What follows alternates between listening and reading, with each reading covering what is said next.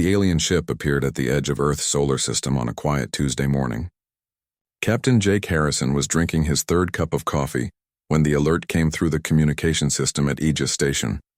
The orbital defense platform had been his home for 2 years now, floating in space between Earth and the Moon like a silent guardian, watching over humanity's cradle. "Captain, we have an unknown vessel approaching from the outer system," said Communications Officer Lisa Rodriguez. Her voice carried that careful tone that meant something big was happening. She had been monitoring space traffic for 5 years and knew the difference between a cargo hauler running late and something that could change everything. Jake set down his coffee and moved to the main display. The ship that appeared on the screen was unlike anything humans had ever built. It looked like someone had carved it from a single piece of crystal, all smooth curves and flowing lines that seemed to bend light around them. No rough edges, no visible weapon ports, no exhaust trails or energy signatures that matched anything in Earth's databases. "Size estimate?" Jake asked, though he could already tell this thing was massive. "Roughly 800 meters long, maybe 200 wide. It's broadcasting on multiple frequencies, Captain. They're trying to talk to us." Down on Earth, President Maria Santos was in the middle of a budget meeting when her aide burst through the door of the White House Situation Room. The man's face was pale and his hands shook as he handed her the emergency briefing folder marked with red stripes that meant only one thing. "Ma'am, we have a situation. An alien vessel has entered our solar system and is requesting permission to make contact." Maria felt her stomach drop. Every president since the space age began had been briefed on first contact protocols, but no one really expected to use them. She thought about her children, about every human being on the planet, and realized that history was about to pivot on whatever decisions she made in the next few hours. "Get me General Hayes in the UN, Secretary General on a secure line now." Alien ship had been broadcasting the same message for 3 hours in perfect English when Ambassador Chen Wei finally arrived at Luna Gateway. The diplomatic station orbited the Moon and served as humanity's primary meeting point for sensitive negotiations. Chen had spent his entire career preparing for difficult conversations, but nothing had prepared him for this. "This is Ambassador Kethvar of the Velkan hegemony," the message repeated. "We come in peace seeking dialogue with the leaders of Earth. We have traveled far to make contact with your species and wish to establish friendly relations between our peoples." The voice was clearly artificial, processed through some kind of translation device, but the words were calm and measured. Chen studied the repeated transmissions while technicians worked to establish a real-time communication link. Aboard the alien vessel, Ambassador Kethvar reviewed the intelligence his people had gathered about humanity over the past several months. The Velkans had been watching Earth from a distance, studying human behavior, technology levels, and military capabilities. What they found was a species that showed promise but remained primitive by galactic standards. Kethvar stood nearly 7 feet tall, with skin that shifted between deep blue and silver depending on the light. His large dark eyes took in every detail of the reports his science teams had compiled. Humans were aggressive but not unreasonably so. They had achieved spaceflight but barely extended beyond their own moon. Their weapons were crude but effective within their limited range. Most importantly, they appeared to have no knowledge of faster-than-light travel or advanced energy manipulation. This made them perfect candidates for what the hegemony called guided development. Kethvar had overseen similar operations on 17 other worlds. The process was always the same: establish peaceful contact, offer friendship and advanced technology, then gradually take control of the target species for their own good. The communication link finally connected after 4 hours of technical work. Chen Wei found himself looking at a being that was clearly not human but somehow familiar. Kethvar's face held expressions that seemed genuine, and his translated voice carried what sounded like real warmth. "Greetings, Ambassador Chen Wei of Earth," Kethvar said, having somehow learned Chen's name during the delay. "I am honored to be the first of my people to speak directly with yours. This is a historic moment for both our species." Chen felt a mixture of excitement and caution. "Welcome to our solar system, Ambassador Kethvar. Humanity is pleased to make contact with your people, though I hope you understand our need for careful procedures. Of course, we have observed your species long enough to understand your cautious nature. It is a wise trait that has served you well. We hope that in time, you will come to see the Velkan hegemony as trusted friends and allies." Behind the diplomatic pleasantries, both sides were making rapid calculations. Chen noted that the Velkans claimed to have been observing humanity, which raised questions about how long they had been watching and what they had seen. Kethavar registered that the human ambassador was intelligent and careful, which meant the operation would require patience and skill. General Andrew Hayes watched the first contact proceedings from Earth Command's secure facility buried deep beneath the Rocky Mountains. As head of planetary defense, he had spent years preparing for this exact scenario, though he had always assumed that first contact would involve either obviously hostile invaders or clearly peaceful explorers. The Velkans appeared to fall somewhere in between, and that made Hayes nervous. His aide, Colonel Tracy Williams, shared his concerns as she reviewed the preliminary scans their long-range sensors had managed to gather. "Sir, the alien vessel shows no obvious weapon signatures, but there are sections of the ship our sensors can't penetrate. Could be advanced shielding, could be something else entirely." Hayes nodded grimly. "Keep monitoring everything. I want to know if so much as a maintenance hatch opens on that ship without our permission." The first formal meeting was scheduled for the following day at Luna Gateway. President Santos had approved a careful first contact protocol that would keep the aliens away from Earth itself, while allowing for meaningful dialogue. The plan was to take things slowly, establish trust gradually, and avoid any actions that might be seen as threatening. Kethavar agreed to the meeting location without hesitation, which Chen took as a positive sign. What the human ambassador didn't know was that the Velkan ship carried advanced sensors that could map every human installation in the solar system from their current position. The meeting location was actually perfect for Kethavar's purposes, as it would give him a chance to study human technology up close while maintaining the appearance of cooperation. As night fell on Earth, billions of humans went to sleep knowing that they were no longer alone in the universe. Some felt excitement at the possibilities that lay ahead. Others felt fear about what contact with an advanced alien civilization might mean for humanity's future. None of them suspected that their visitors had already decided that future for them. The docking bay at Luna Gateway had never seen anything like the Velkan shuttle that glided through the airlock with impossible smoothness. Ambassador Chen Wei stood with the reception committee, watching as the crystalline craft settled onto the landing platform without making a sound. The technology on display was clearly centuries ahead of anything humans had achieved. Kethavar emerged from his shuttle accompanied by two other Velkans, who introduced themselves as scientific advisors. The alien ambassador moved with fluid grace, his tall frame and shifting skin colors creating an almost hypnotic effect. When he spoke, his translation device rendered his words with only the slightest metallic undertone. "Ambassador Chen, I bring greetings from the Hegemony Council and our sincere hopes for lasting friendship between our peoples," Kethavar said, extending what appeared to be a formal greeting gesture with his long-fingered hands. Dr. Helen Carter, the xenobiologist who had dreamed of this moment her entire career, stepped forward as part of the scientific exchange team. She had prepared for years to study alien life, but nothing could have readied her for the reality of standing face-to-face with beings from another world. "We are honored by your presence here," Chen replied, following the diplomatic protocols that had been hastily developed over the past day. "Perhaps we could begin with a tour of our facilities and then proceed to the formal discussions." The next several hours passed in what seemed like a perfect example of peaceful first contact. The Velkans showed genuine interest in human culture, technology, and scientific achievements. They asked thoughtful questions about Earth's history, displayed appropriate amazement at human art and music, and shared fascinating stories about their own civilization.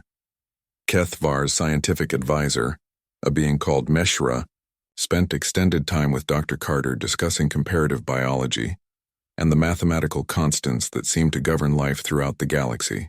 The conversations were exactly what Carter had always imagined first contact would be like. "Your species shows remarkable intuitive understanding of quantum mechanics," Meshra observed while reviewing human scientific papers. "We are particularly impressed by your theoretical work on dimensional folding, though of course you lack the technology to implement such theories." Back on Earth, General Hayes was receiving very different information from his intelligence teams. Captain Nathan Pierce commanded a stealth reconnaissance ship called the Phantom, equipped with the most advanced sensor systems humans had ever built. His mission was to conduct long-range surveillance of any alien vessels that might accompany the diplomatic ship. General, I'm detecting at least 15 additional contacts at the edge of our sensor range, Pierce reported via encrypted quantum communication.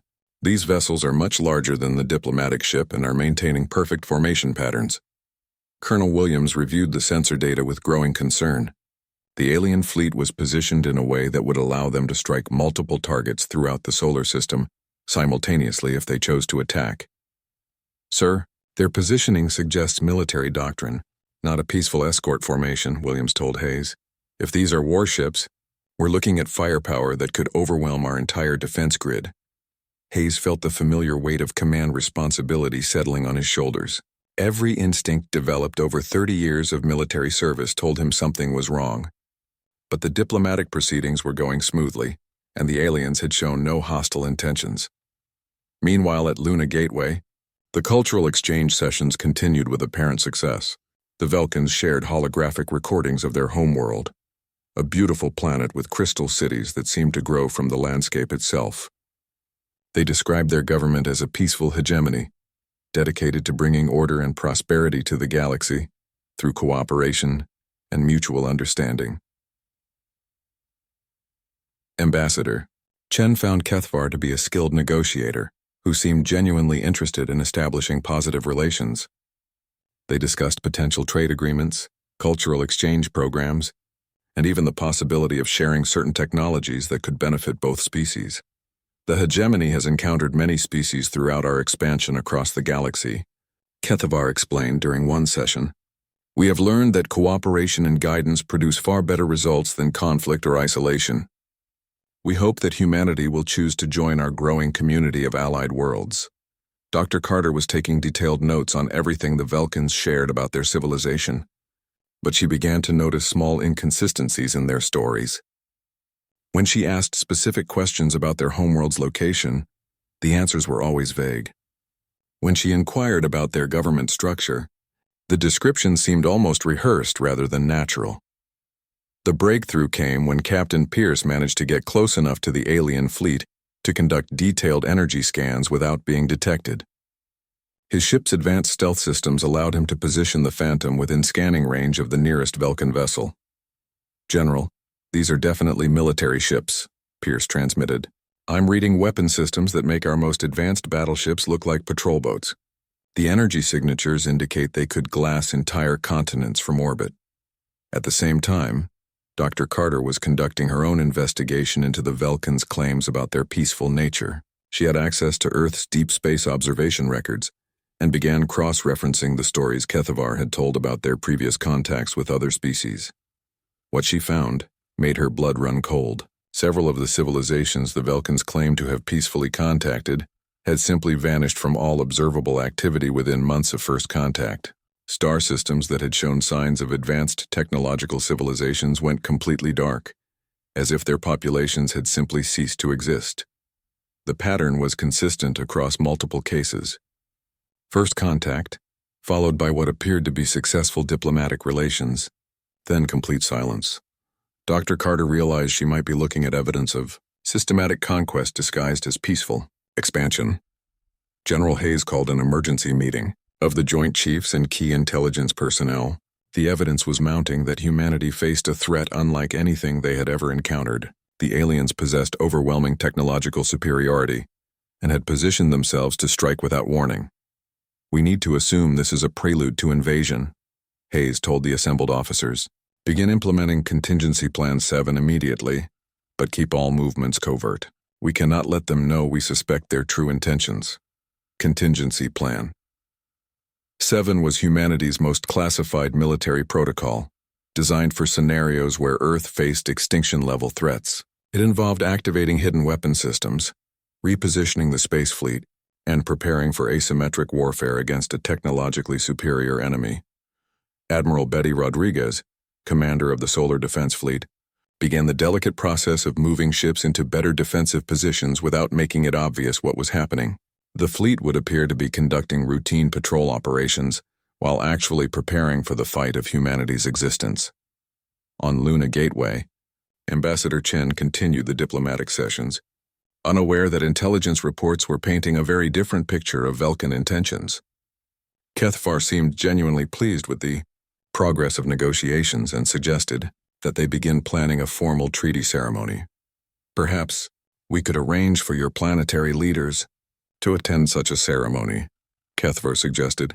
It would demonstrate to both our peoples that this alliance represents a new era of cooperation and mutual benefit.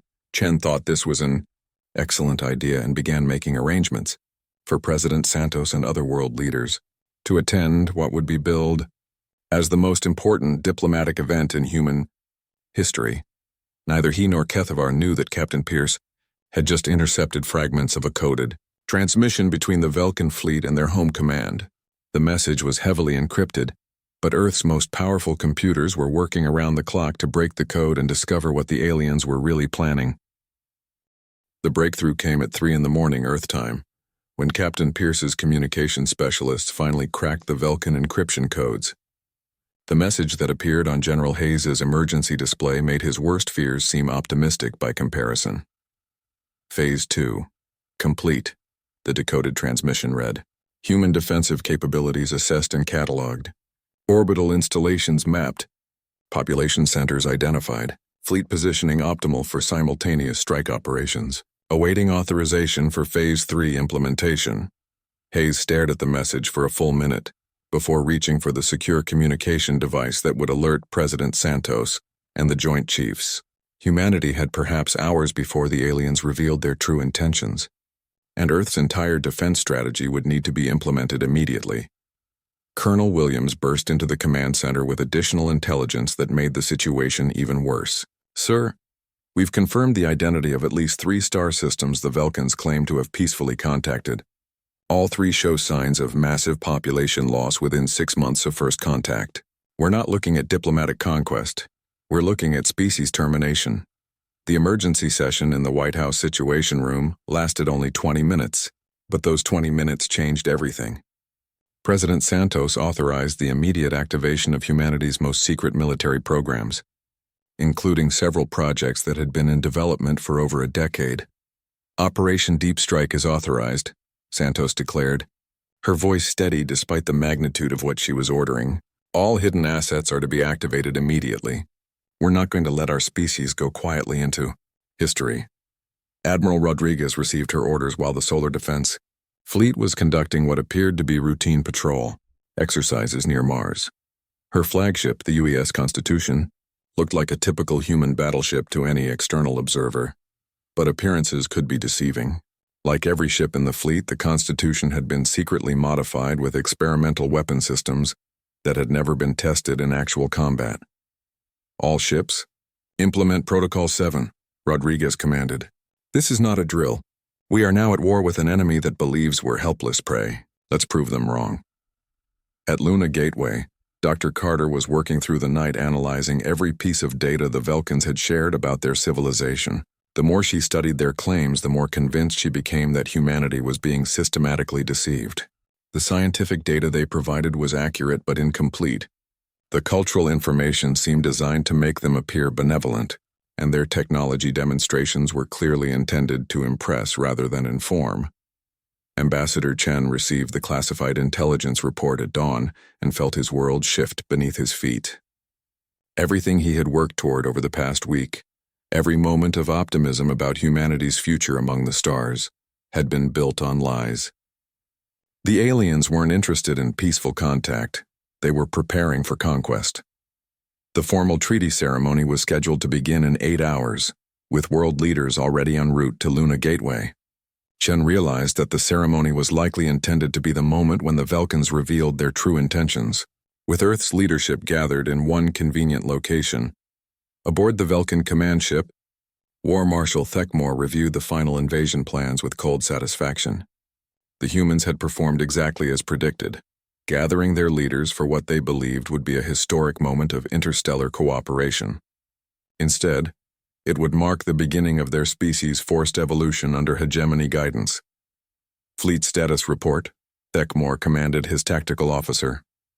All vessels in position, Marshal. Weapon systems charged and targeting solutions confirmed for all major population centers and military installations. The humans have no significant defenses beyond their primitive orbital platforms. Kethvar had done his work perfectly, Thekmore thought. The ambassador had assessed human capabilities, identified their leadership structure, and positioned them for efficient subjugation. This operation would serve as a model for future expansion efforts. What neither Thekmor nor Kethvar knew was that Captain Pierce had moved the Phantom to within a few thousand kilometers of the Velkin fleet's command vessel. The stealth ship's advanced cloaking systems made it effectively invisible to Velkin sensors, allowing Pierce to monitor their communications and movements in real time. Earth Command, this is Phantom. Pierce transmitted on the most secure channel available. Enemy fleet is preparing for coordinated strike operations. I count 17 ships with enough firepower to devastate our entire civilization. They're planning to begin the attack during the treaty ceremony. The response came back immediately from General Hayes. Understood, Phantom. Maintain observation and prepare to execute Revelation Protocol on my command. The gloves are coming off. Revelation Protocol was something that only a handful of people on Earth knew existed. For the past 5 years, humanity had been secretly preparing for the possibility of encountering a hostile alien civilization with superior technology. The solution they developed was based on deception, misdirection, and the element of surprise. Throughout the asteroid belt, installations that appeared to be mining operations began subtle changes in their energy signatures.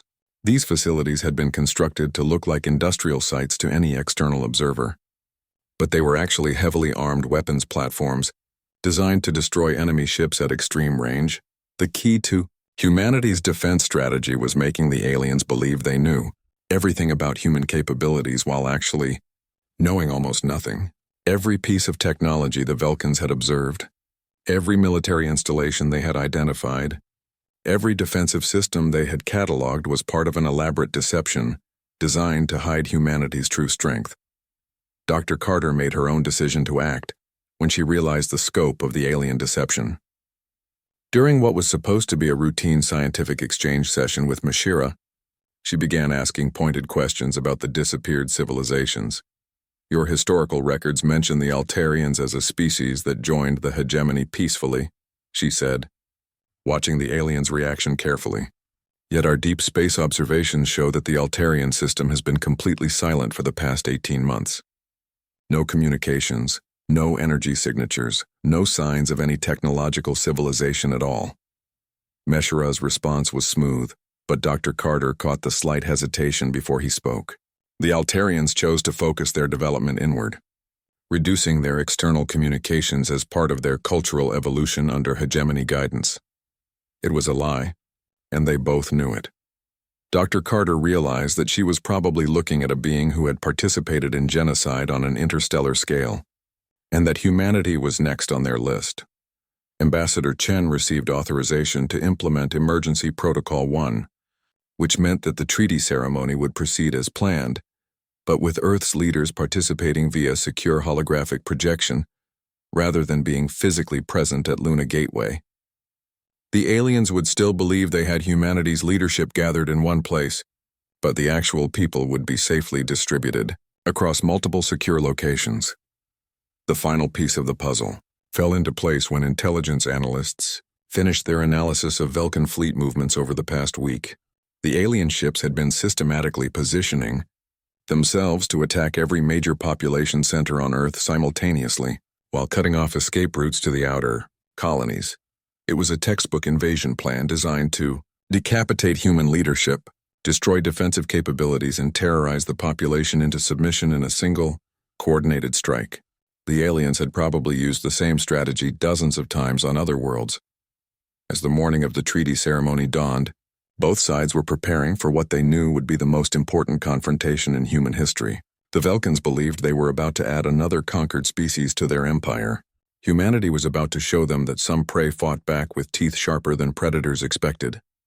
The stage was set for a revelation that would change the balance of power in the galaxy, and neither side would ever be the same again. The treaty ceremony began exactly as planned at 1400 hours Universal Time. Ambassador Chen stood in the main conference hall of Luna Gateway, looking composed and diplomatic, despite knowing that he was about to witness either humanity's greatest triumph or its final hour. The holographic projections of world leaders flickered to life around the ceremonial table, each one appearing to be physically present while actually being safely hidden in bunkers across Earth. Kethvar entered the hall with ceremonial grace, his skin color shifting in patterns that the Velkans probably considered appropriate for such a historic occasion. He carried the treaty documents in what appeared to be a crystalline container, and his expression conveyed exactly the right mixture of solemnity and joy for what humans believed was a moment of peaceful cooperation. Resident Santos watched the proceedings from the secure command bunker beneath Mount Weather, her finger hovering over the communication device that would authorize humanity's response. General Hayes stood beside her, monitoring reports from military units across the solar system as they prepared to spring the trap that had been months in the making. All stations report ready. Admiral Rodriguez confirmed from her flagship. The Terran battle group is in position and awaiting your orders. Madam President, throughout the outer system, installations that had masqueraded as mining operations for the past 2 years began their final preparations. The asteroid belt weapon platforms drew power from fusion reactors that had been disguised as ore processing equipment, and their targeting systems locked onto Velkan ships that still believed themselves undetected. Dr. Carter sat in the observation area of the conference hall, her scientific instruments recording everything while her mind raced with the implications of what was about to happen. She had spent her career hoping to make contact with alien intelligence, and now she was about to witness the first interstellar war in human history.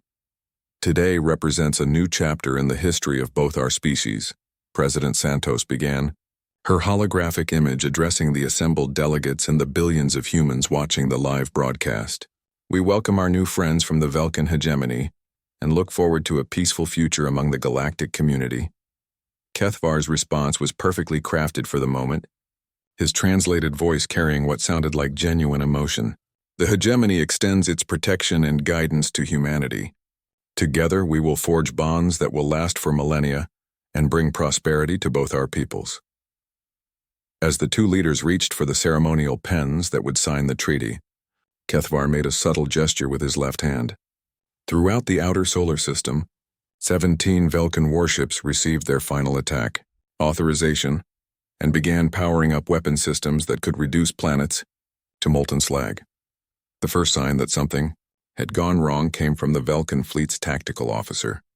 Marshal, I'm detecting massive energy signatures throughout the system. These readings don't match our intelligence assessments of human defensive capabilities.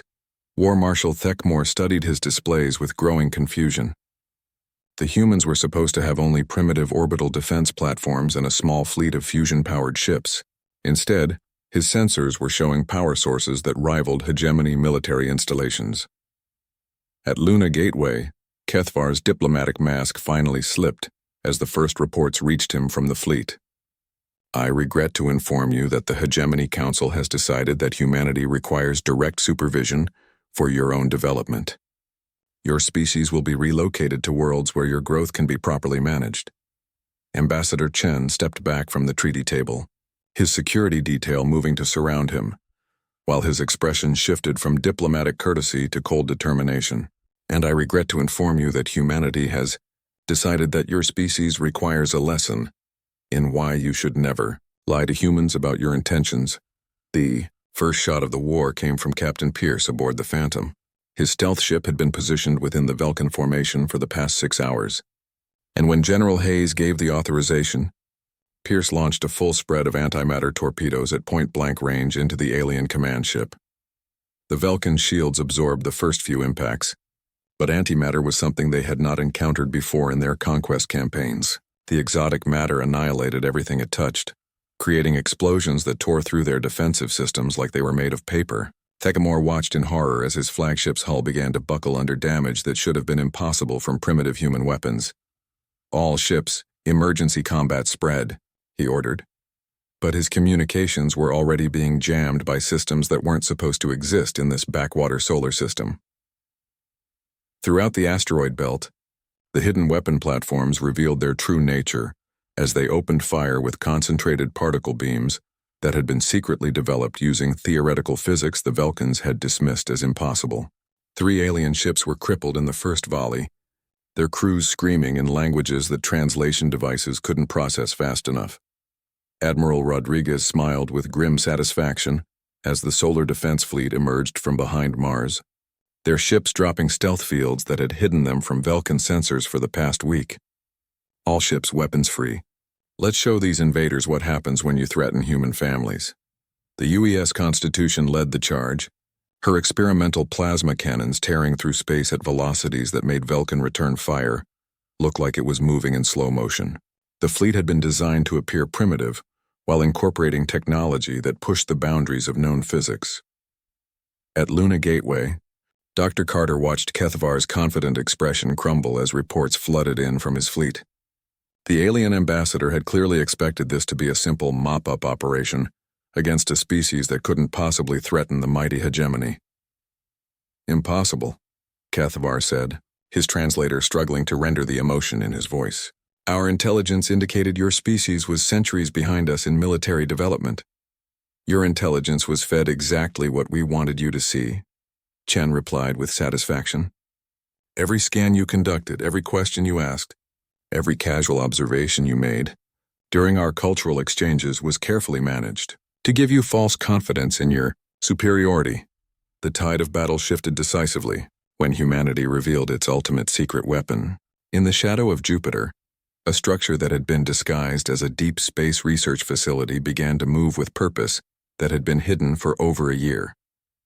The TBS Defiant was humanity's first true battleship, measuring over 2 kilometers in length and mounting weapons systems that had consumed the combined defense budgets of 6 nations.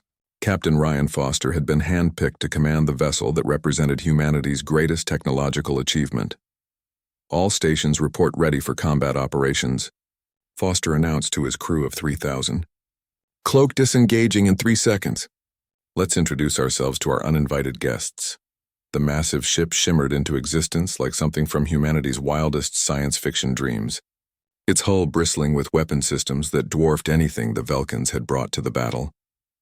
The psychological impact was immediate and devastating as several alien ships broke formation when their crews realized they were facing something that shouldn't exist. This is Captain Foster of the Terran Battleship Defiant to all Vulcan vessels. His voice boomed across every communication frequency in the system. You came to our home with the intention of enslaving our species. This aggression will not be tolerated. The Defiant's main guns spoke with authority that rewrote the rules of space warfare, unleashing focused energy beams that completely vaporized 2 Vulcan cruisers in seconds. The remaining alien ships found themselves caught in a trap that had been carefully planned for months. Facing weapons technology they didn't understand and couldn't counter, War Marshal Thekmore attempted to rally his forces for a coordinated counterattack, but the humans had planned for that possibility too. As his ships tried to regroup, they discovered that the seemingly empty space around Earth's solar system was actually seeded with interdiction. Mines that prevented faster-than-light travel. Within their operational range, the hunters had become the hunted, and humanity was just getting started. The battle raged for 6 hours across the entire solar system, but the outcome was decided in the first 15 minutes when the Vulcans realized they had walked into a trap that had been prepared for months. War Marshal Thekmore watched his tactical displays with growing despair, as ship after ship reported catastrophic damage from weapons that shouldn't exist. Marshal, we've lost 8 vessels and the humans show no signs of slowing their assault, his tactical officer reported with barely controlled panic. Their technology is far beyond what our intelligence indicated. We're facing weapons that can punch through our shields like they're not even there. The TBS Defiant continued its methodical destruction of the Vulcan fleet, Captain Foster coordinating his ship's massive firepower with the precision of a surgeon using a scalpel. Each shot from the battleship's main guns eliminated another alien vessel, while its defensive systems effortlessly deflected return fire that would have crippled lesser ships. Admiral Rodriguez pressed her advantage ruthlessly, knowing that humanity's survival depended on making this victory so complete that no other alien species would ever consider them easy prey. The Solar Defense Fleet moved in perfect coordination, their experimental weapons tearing through Vulcan formations like a pack of wolves hunting much larger prey. All ships, continue the assault, Rodriguez ordered. I want every alien vessel either destroyed or disabled. We're not just fighting for our lives today, we're fighting for our future as a free species. Throughout the asteroid belt, The hidden weapon platforms maintained their devastating barrage, their particle beams reaching across millions of kilometers to strike targets with impossible accuracy. The installations that had masqueraded as mining operations for years revealed themselves as the most advanced weapons systems humanity had ever constructed. Captain Pierce aboard the Phantom continued his deadly work from within the enemy formation, his stealth ship launching torpedo after torpedo into alien vessels that never saw the attacks coming. The antimatter warheads created explosions that lit up space like miniature stars, each detonation marking the end of another Velkin ship. At Luna Gateway, Ambassador Kethavar stood frozen as he listened to the reports from his dying fleet. The confident alien diplomat who had planned to oversee humanity's subjugation was now watching his people's first military defeat in over 1,000 years unfold in real time. "This is impossible," he repeated, his translator struggling to render the shock in his voice. "Your species was assessed as primitive. You should not possess technology capable of threatening hegemony forces." Dr. Carter looked up from her instruments with cold satisfaction. "You made the same mistake that every bully makes. You assumed that because we seemed weak, we actually were weak. Humans have been preparing for threats like you since we first looked up at the stars and wondered what might be out there." Ambassador Chen approached Kethavar with the same diplomatic courtesy he had shown throughout their negotiations. But his words carried the weight of species survival. "Your people made a fundamental error in judgment about humanity. We are not the helpless prey you expected to find. We are predators who learned to hide our teeth until we needed them." The turning point came when Thekmor attempted to implement emergency withdrawal procedures, only to discover that his ships were trapped within the interdiction field that surrounded the solar system. The devices that prevented faster-than-light travel had been carefully positioned over the past year, creating a cage that no Velkin vessel could escape. "Marshal, hyperspace engines are not responding," his navigator reported with growing terror. "Something is preventing jump drive activation throughout the entire system." Admiral Rodriguez's voice cut through the tactical chatter as she offered the aliens their only remaining option. "Velkin Fleet, this is Admiral Rodriguez of the Terran Solar Defense Force. You are trapped within our system with no possibility of escape. Surrender immediately and your crews will be treated according to the laws of war. Continue fighting and you will be destroyed to the last ship." The remaining Velkin vessels found themselves facing an impossible choice. They could continue fighting and face certain destruction, or they could surrender to a species they had planned to enslave and hope for mercy from beings they had intended to eliminate. 3. More alien ships were vaporized by the Defiance guns before Thekmor finally accepted the reality of his situation. "All ships cease fire and prepare for surrender," he ordered, his voice carrying the weight of military defeat that his species had never experienced before. The silence that followed was broken only by the hum of cooling weapon systems and the electronic chatter of damage control teams throughout both fleets. Humanity had won its first interstellar war against an enemy that had conquered dozens of other civilizations. President Santos addressed the solar system and the galaxy beyond from her secure bunker, her words carried by transmitters powerful enough to reach neighboring star systems. "To any civilization monitoring these events, let this be a message that humanity will defend itself against any threat. We extend friendship to those who approach us with honest intentions, but we will show no mercy to those who would harm our people or threaten our freedom." The interrogation of captured Velkin officers over the following weeks revealed the full scope of the hegemony's expansion across the galaxy. Dozens of species had been conquered using the same tactics. False friendship followed by swift subjugation and population control that amounted to genocide. Dr. Carter found herself studying data about civilizations that had vanished from the galaxy, their unique cultures and scientific achievements erased by Velkin expansion, the weight of representing not just humanity, but all the species that could no longer speak for themselves pressed heavily on her shoulders. "We're not just fighting for our own survival," she told the Scientific Council. "We're fighting for every species the hegemony destroyed and every civilization they plan to target in the future." The captured Velkin ships provided humanity with technology advances that would have taken centuries to develop independently. Jump drive systems, advanced materials, and energy manipulation techniques that opened up possibilities for expansion beyond anything humans had previously imagined. But more importantly, Humanity's victory sent shockwaves throughout the galactic community. For the first time in over 1,000 years, a species had not only resisted hegemony conquest, but had decisively defeated their military forces. Ambassador Chen stood on the observation deck of Luna Gateway, looking out at the wreckage of the Velkan fleet, drifting in space like monuments to humanity's refusal to go quietly into extinction.